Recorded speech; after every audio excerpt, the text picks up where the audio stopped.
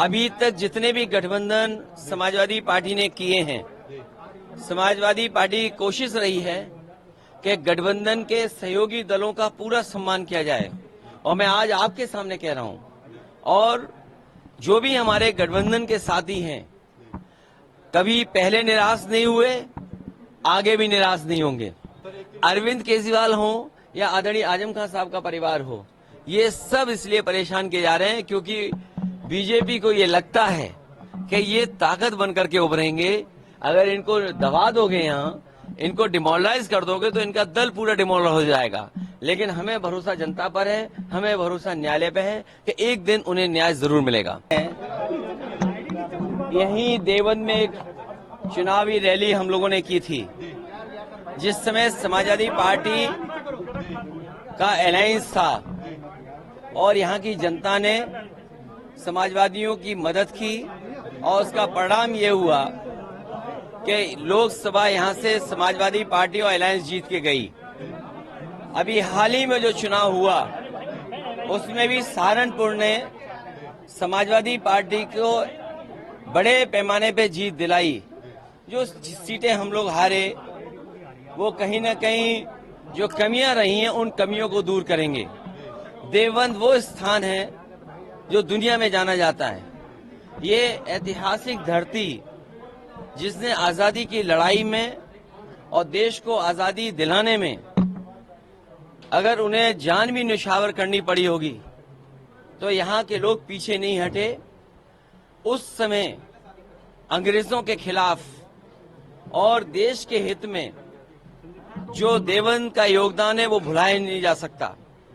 ये स्थान ऐसा धार्मिक और पवित्र स्थान बनकर के निकला है कि जहां पर भाषा को लेकर के, अपने कल्चर को लेकर के, अपने ट्रेडिशन को लेकर के आने वाली पीढ़ी के भीतर कैसे वो संस्कार जाएं, उसके लिए देवबंद हमेशा जाना जाएगा। ये वो स्थान है जिसने उर्दू में शिक्षा दी, लोगों का जीवन बदला है। ऐसी जगह आकर के अपने कार्यकर्ता नेताओं से मिलने के बाद मुझे पूरा भरोसा है कि जो समाजवादी सिद्धांत है कि गंगा जमनी तहजीब, जो भाईचारा, जो आपसी प्रेम है, उसको वापस लौटाने के लिए समाजवादी लोग लगातार काम करते रहेंगे। और मुझे उम्मीद है कि देवबंद ही नहीं, बल्कि सहारनपुर और आसपास आने वाले समय में भारतीय जनता पार्टी को हटाने का काम करेंगे।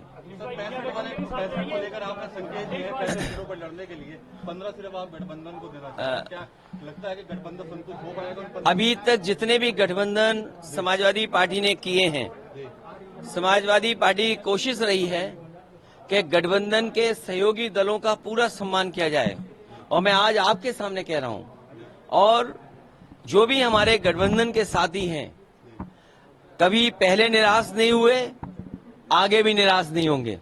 नहीं, सवाल देखिए, ये जो गिनती है वो इसलिए भी थी कि वहां पर जो लोग, जो प्रदेश के काकानी के लोग आए थे, उन्होंने, कई लोगों ने कई तरह के सुझाव दिए हैं कि समाजवादी पार्टी को इतनी सीटें लड़नी चाहिए, समाजवादी पार्टी को इतनी संख्या की सीटों पर दावा करना चाहिए। लेकिन मैं आपसे कह रहा हूं, अभी तक जितने हमने गठबंधन किए हैं, कोशिश हुई है कि किसी गठबंधन को जो साथी हो उसको निराश न करें।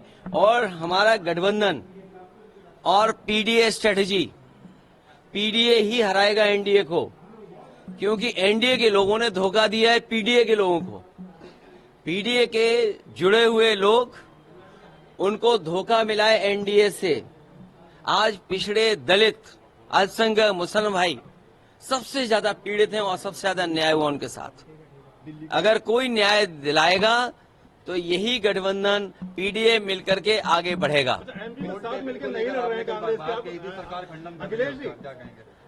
देखिए, जो मध्य प्रदेश में बात खत्म हो गई है, उस बात को हम लोग न उठाएं। ये शायद हमारी समझ के बाहर था, या हमने ज्यादा समझ लिया हो और किसी के साथ बैठ करके ज्यादा भरोसा हो गया हो।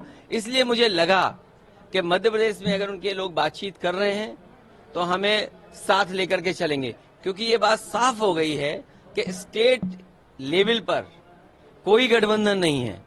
तो कोई बात नहीं, गठबंधन नहीं है, लेकिन नेशनल लेवल पे जो गठबंधन है उसको पीडीए स्ट्रेटजी के तहत मदद करेगा। देखिए, अरविंद केजरीवाल जी हों या आदरणीय मोहम्मद आजम खान साहब हों या समाजवादी पार्टी के और विधायक हों, ये हमारे साथी जो खड़े हमारे साथ हैं, अगर जनता की आवाज उठाएं तो इन पे मुकदमा लग जाएगा, और लग गए होंगे न जाने कितने। ये आवाज उठाएंगे तो 20, 25, 30 मुकदमे इन पे भी लग जाएंगे।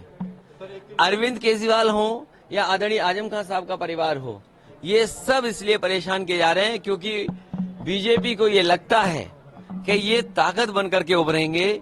अगर इनको दबा दोगे, यहाँ इनको डिमोरलाइज कर दोगे तो इनका दल पूरा डिमोरलाइज हो जाएगा। लेकिन हमें भरोसा जनता पर है, हमें भरोसा न्यायालय पे है कि एक दिन उन्हें न्याय जरूर मिलेगा। मैं आपसे कह रहा हूं कि समाजवादी पार्टी पूरी मदद कर रही है, और कभी भी किसी की, जब किसी के ऊपर किसी तरह का संकट हो, ये मेरे लिए नहीं, जो लोग संकट में किसी का लाभ उठाना चाहते हैं उनसे बड़ा दुश्मन कोई नहीं हो सकता।